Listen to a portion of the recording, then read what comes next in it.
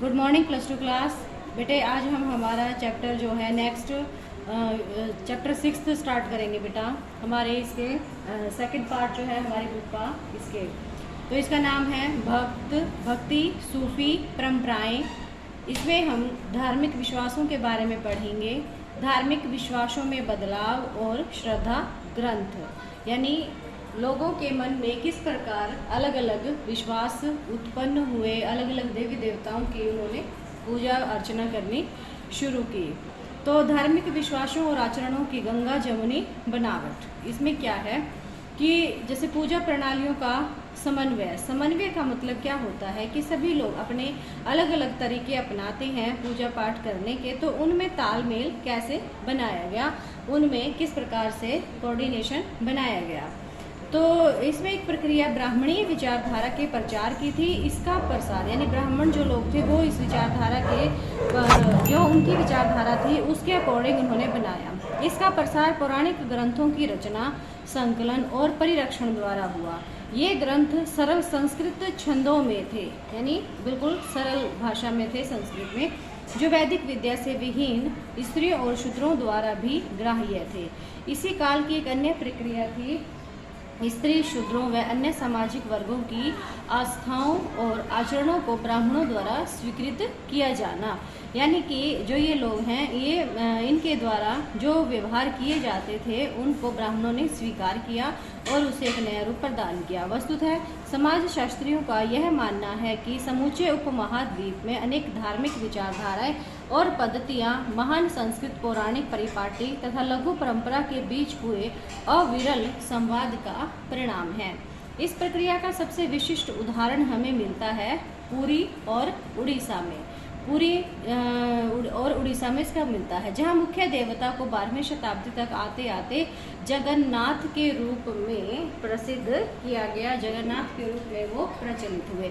जगन्नाथ का मतलब क्या है? संपूर्ण विश्व का स्वामी। जगन्नाथ का मतलब जगत प्लस नाथ, यानी जैसे आप संधि करते हो तो जगत नाथ यानी जगन्नाथ जो पूरे विश्व के स्वामी हैं, विष्णु के एक स्वरूप के रूप में उनको प्रस्तुत किया गया, जैसा कि हमें चित्र में दिखाया गया है। और जैसे ये चित्र आपको दिखाया गया है, इसमें ये भगवान जगन्नाथ की आकृति है जो अपनी बहन सुभद्रा और भाई बलराम के साथ इसमें दिखाया गया है उनको।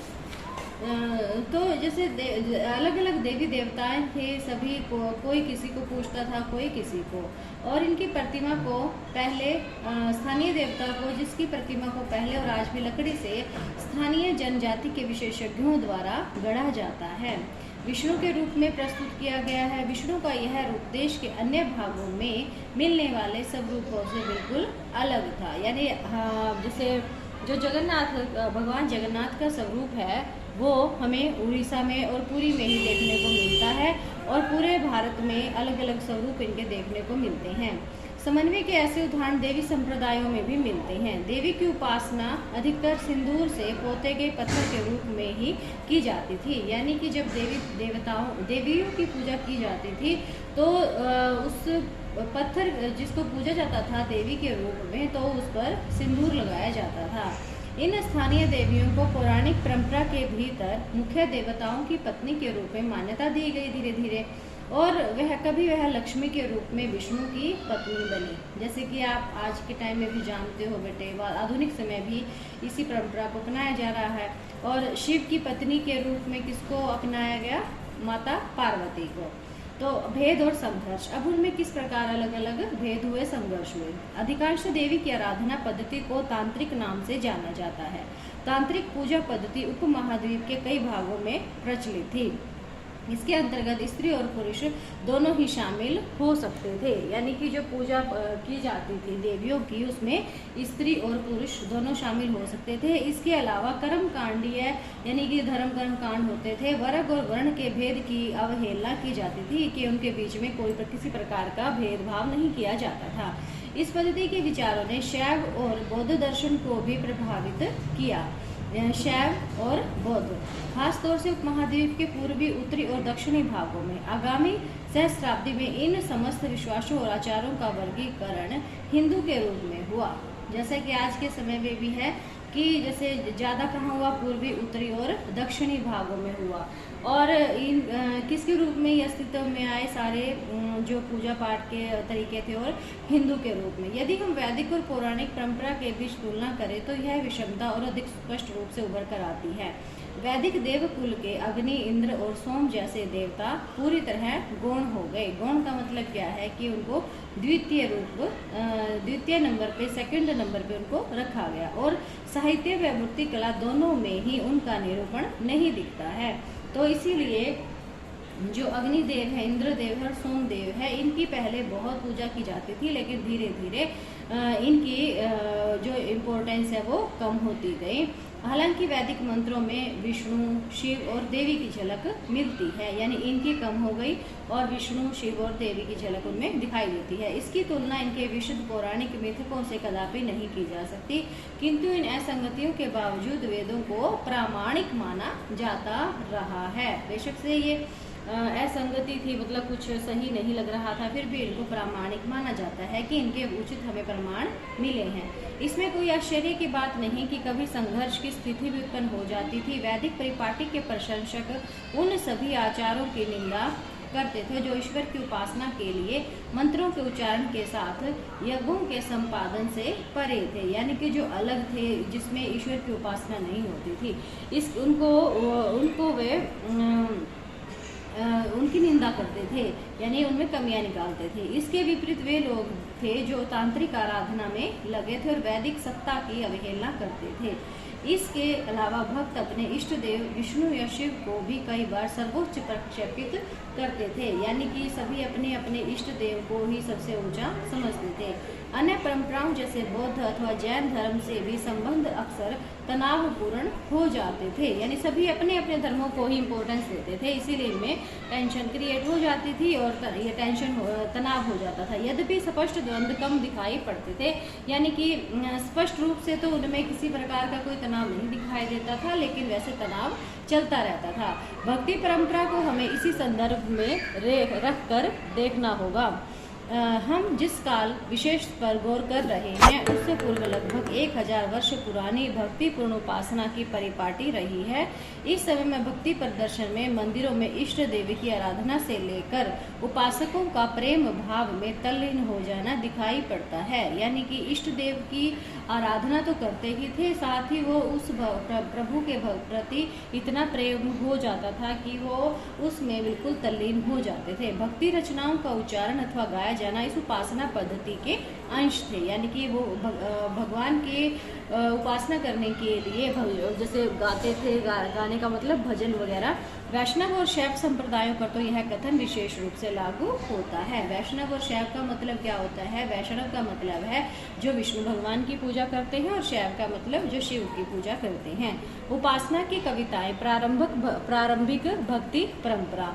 आराधना के तरीकों के क्रमिक विकास के दौरान बहुत बार संत कवि ऐसे नेता के रूप में उभरे जिनके आसपास भक्त जनों के एक पूरे समुदाय का गठन हो गया, यानी कि जो संत कवि थे, यानी कि अपनी भावनाओं को वो संत कविताओं के रूप में उजागर करते थे। तो वो जो दूसरे लोग थे वो उनके आसपास एकत्रित हो जाते थे, यानी कि वो उनको फॉलो करते थे, क्योंकि वो उनकी कविताओं से, उनके गीतों से बड़े प्रभावित होते थे। यद्यपि बहुत सी भक्ति परंपराओं में ब्राह्मण देवताओं और भक्तजन के बीच महत्वपूर्ण बिचौलिए बने रहे, तथापि इन परंपराओं ने स्त्री और निम्न वर्णों को भी स्वीकृति व स्थान दिया, यानी देवताओं और भक्तजनों के बीच में ब्राह्मण जो थे वो बिचौलिए के रूप में रहे, और इन्होंने स्त्री और निम्न वर्गों को भी स्थान दिया। भक्ति परंपरा की एक और विशेषता इसकी विविधता है, यानी अलग अलग प्रकार से लोग इनको अपनाते थे। दूसरे स्तर पर धर्म के इतिहासकार भक्ति परंपरा को दो मुख्य वर्गों में बांटते हैं। भक्ति परंपरा को दो मुख्य वर्गों में बांटते हैं दूसरे स्तर पर, सगुण और निर्गुण। ये ध्यान से बेटा देखना है आपको इसका। सगुण जो विशेषण सहित, यानी कि जिसमें किसी प्रकार की विशेषता है, और निर्गुण जिसमें विशेषता नहीं है। प्रथम वर्ग में शिव, विष्णु तथा उनके अवतार व देवियों की आराधना आती है जिनकी मूर्त रूप में अवधारणा हुई है। निर्गुण भक्ति परंपरा में अमूर्त निराकार ईश्वर की उपासना की जाती थी। जैसे कि बेटा सगुण में क्या है कि शिव विष्णु जिनकी हम मूर्तियाँ देखते हैं और इनको हम साकार रूप में देख सकते हैं। लेकिन निर्गुण का मतलब क्या है कि हम एक अमूर्त निराकार भगवान हैं, उसके बारे में हम जब बात करते हैं कि हमने उनको कभी नहीं देखा है, तो वो निर्गुण। तमिलनाडु के अलवार और नयनार संत, तमिलनाडु के अलवार और नयनार संत। प्रारंभिक भक्ति आंदोलन अलवारों और नयनारों के नेतृत्व में हुआ।